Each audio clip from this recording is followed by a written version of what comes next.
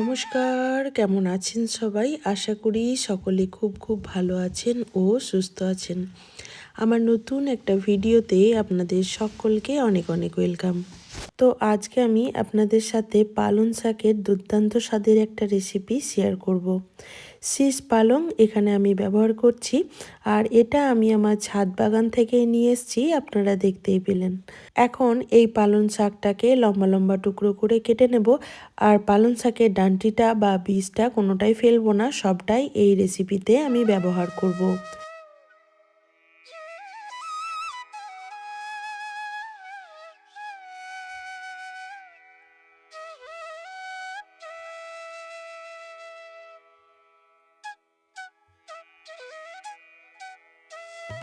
আর বন্ধুরা, এই পালং শাকটা আমি আমার ছাদ বাগানে লাগিয়েছি, আর এখানে কোনো রকম রাসায়নিক বা কীটনাশক, কোনো রকম ওষুধপত্র কিচ্ছু ব্যবহার করিনি।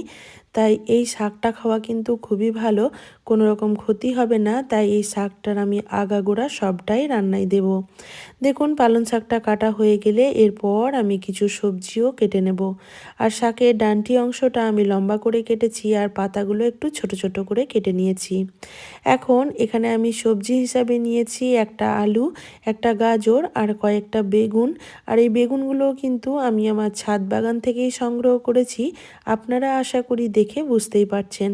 এখন তো শীত শেষ আর বেগুনের সিজনও শেষ, তাই ছাদ বাগানেও বেগুনগুলো কিন্তু একদম ছোট ছোট হচ্ছে।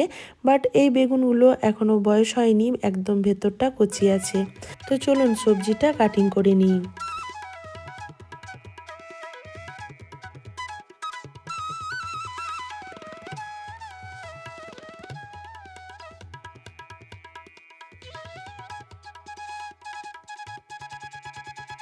তো বন্ধুরা, শীত তো শেষ হয়ে গেছে আর গরমও শুরু হয়ে গেছে। এই সময় এই পালং শাক বা শীষ পালং একবার এভাবে রান্না করে খেয়ে দেখবেন, দুর্দান্ত লাগে। আমার কাছে তো খুবই ভালো লাগে, আর এটা খাওয়াও কিন্তু খুবই হেলদি। অনেকগুলো সবজি একসাথে খাওয়া যায়। আমি এখানে আজকে 3 থেকে 4 রকমের সবজি ব্যবহার করলাম। আপনারা চাইলে আরও অনেক রকম সবজি এখানে ব্যবহার করতে পারেন, যেমন ফুলকপি, বিনস, মটরশুঁটি, লাল আলু সব কিছুই এই পালং শাকের ঘন্টতে দেওয়া যেতে পারে। তো আমি একটা বড় সাইজের আলুও নিয়ে নিয়েছিলাম, আলুটাকেও একটু লম্বা লম্বা করে কাট করে নিচ্ছি।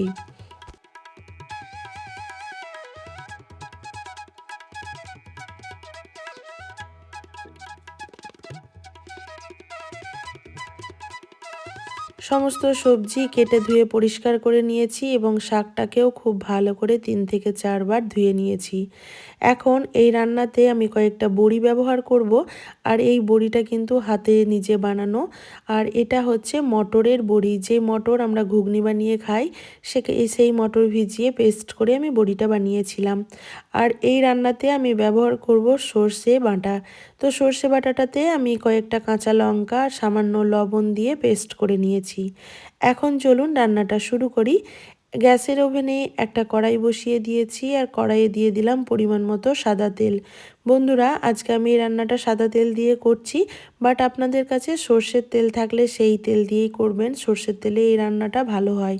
আমার কাছে আজকে সর্ষের তেলটা শেষ হয়ে গেছিলো, তাই এই রান্নাটা আজকে আমি সাদা তেল দিয়ে বানাচ্ছি। বড়িগুলো প্রথমে সাদা তেলের মধ্যে ভালো করে একটু ভেজে নিতে হবে, তবে গ্যাসের ফ্লেমটা একদম লো টু মিডিয়ামে রাখবেন, নাহলে বড়িগুলো খুব ভালো করে ভাজা হবে না। ওপরটা খুব তাড়াতাড়ি কালার চলে আসবে, আর ভেতরটা কুক হবে না। এবার যে অবশিষ্ট তেলটা রয়ে গেছে, সেই তেলের মধ্যেই বাকি রান্নাটা করে নেব। এখানে আমি ফোড়ন হিসাবে 2টো শুকনো লঙ্কা আর সামান্য একটু 5 ফোড়ন ব্যবহার করলাম। ফোড়ন থেকে সুন্দর একটা মিষ্টি গন্ধ বেরিয়ে আসলে এখানে আমি সবজিগুলো অ্যাড করে দিলাম। আপনারা চাইলে বেগুনটা পরে অ্যাড করতে পারেন, বাট আমি সব কিছু একসাথেই অ্যাড করে দিয়েছি। এবার হালকা হাতে একটু নাড়িয়ে চাড়িয়ে মিশিয়ে নিলাম, দিয়ে দেব পরিমাণ মতো লবণ আর হলুদের গুঁড়ো।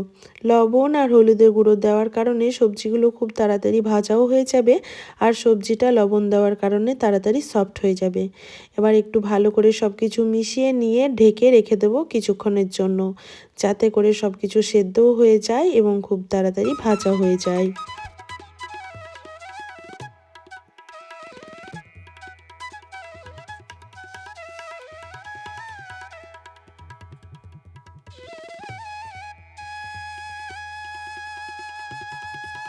5 মিনিট পর ঢাকাটা তুলে দেখুন ভালো করে নাড়িয়ে চাড়িয়ে মিশিয়ে নিয়েছি। এখন আমি কেটে ধুয়ে রাখা পালং শাকের টুকরোটি দিয়ে দিলাম। পালং শাকটা দেওয়ার পর কিন্তু অনেকটাই মনে হচ্ছে। এখন এটাকে একটু নাড়াচাড়া অসুবিধা হচ্ছে, বাট একটু ঢেকে দেব। ঢেকে দিলেই কিন্তু শাক থেকে এক্সট্রা জলটা বেরিয়ে যাবে আর শাকটা কিন্তু পরিমাণে কমেও যাবে।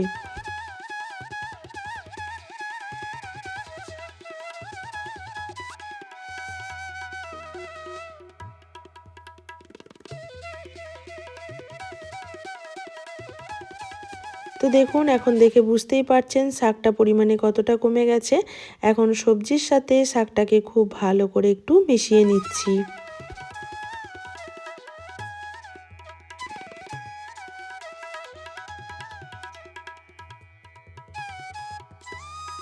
এবার আমি এই যে সর্ষে বাটাটা করে রেখেছিলাম সেটা অ্যাড করে দিলাম। প্রথমে 1 চামচ পরিমাণ দিয়ে একটু ভালো করে মিশিয়ে নিচ্ছি। আমার মনে হলো সবজির পরিমাণটা একটু বেশি, সর্ষে বাটাটা কম হয়েছে, তাই আরও হাফ চামচ যে সর্ষে বাটাটা রাখা ছিল সেটাও আমি অ্যাড করে দিলাম। দিয়ে ভালো করে সবজির সাথে সর্ষে বাটাটাকে মিশিয়ে নেব। 2 থেকে 3 মিনিট মতো একটু নাড়িয়ে চাড়িয়ে মিশিয়ে নিয়েছি। খুব বেশিক্ষণ ভাজার প্রয়োজন নেই। সর্ষে বাটা বেশিক্ষণ ভাজলে আবার তেতো হয়ে যায়, তাই আমি বেশিক্ষণ ভাজবো না। 2 থেকে 3 মিনিট নাড়াচাড়া করার পর এর মধ্যে আমি হাফ বাটি মতো জল অ্যাড করে দেব। আর এই সর্ষে বাটার বাটিটার মধ্যে আমি জলটা নিয়েছিলাম, দিয়ে দেখুন দিয়ে দিয়েছি। আবারও একবার সব কিছু ভালো করে মিশিয়ে নিয়ে ঢেকে রান্না করব 10 মিনিট মতো।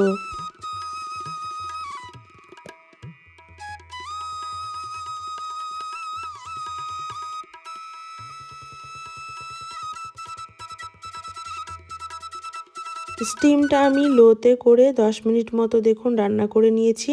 এখন আমি লবণটা একটু চেক করে নিচ্ছি।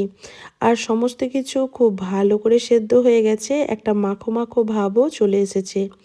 এবার আমি স্বাদের ব্যালেন্সের জন্য 1 চামচ পরিমাণ এখানে চিনি ব্যবহার করলাম। যেহেতু পালং শাক একটু কষা ভাব থাকে, তাই সামান্য একটু চিনি ব্যবহার করেছি। এবার সবার শেষে আমি ভেজে রাখা বড়িগুলো অ্যাড করে দিলাম। এই বড়িটা কিন্তু খুবই সফট হয়েছে, তাই আমি সবার শেষে ব্যবহার করেছি। এতে করে মুখে পড়লে মুচমুচে একটা ভাব আসবে আর বড়িটা কিন্তু ভেঙে যাবে না। হালকা হাতে সব কিছু নাড়িয়ে চাড়িয়ে মিশিয়ে নিচ্ছি আর আমার রান্নাটা কিন্তু হয়ে এসেছে। স্ট্যান্ডিং টাইমে 10 মিনিট রেখে আপনাদের পরিবেশন করে দেখাচ্ছি আজকে আমার এই রেসিপিটি কেমন হয়েছে। গরম গরম ভাতের সাথে এই রেসিপিটি জাস্ট অসাধারণ লাগে। আপনারা অবশ্যই একবার ট্রাই করবেন আর কেমন লাগলো আমাকে কমেন্টে জানাতে ভুলবেন না। তো চলুন বন্ধুরা, আজকের মতো এই পর্যন্তই। ভিডিওটি ভালো লাগলে একটা লাইক করে দেবেন। সবাই ভালো থাকবেন, সুস্থ থাকবেন। দেখা হচ্ছে অন্য কোনো ব্লগ বা ভিডিওর সাথে। আজকের মতো এই পর্যন্তই। টাটা।